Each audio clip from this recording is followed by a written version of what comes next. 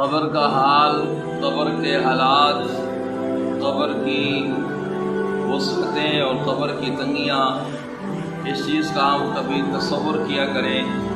کام کاج کرتے ہوئے، اپنے معاملات میں مصروف ہوتے ہوئے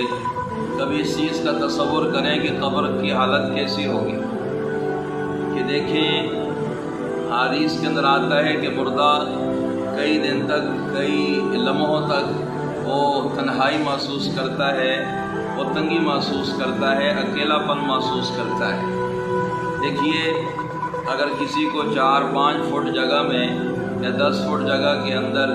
اس انسان کو رکھ دیا جائے، ہم دیکھو مردے کو اپنے ہاتھوں سے دفن کرتے ہیں، زمین میں دفن کرتے ہیں، اوپر مٹی ڈالتے ہیں، ٹیلے لگا دیتے ہیں،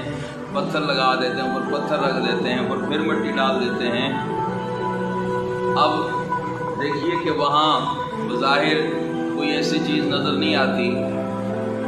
اور قبر ایک وحشتناک جگہ ہے،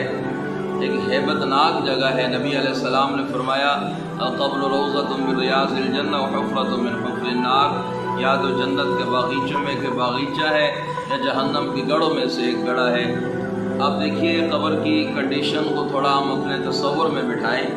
کہ اگر ایک انسان کو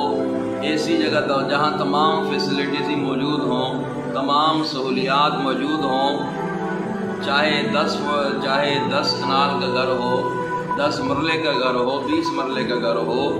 اور آپ کسی انسان کو وہاں بند کر دیں اور یہ بتائیں کہ اب تم نے یہاں سے تم کبھی نہیں نکل سکو گے، اب وہ انسان ویسے مر جائے گا، اس کو ویسے موت آ جائے گی۔ لیکن کمال ہے، اللہ اکبر، نبی کریم علیہ السلام نے فرمایا جو مومن ہوتا ہے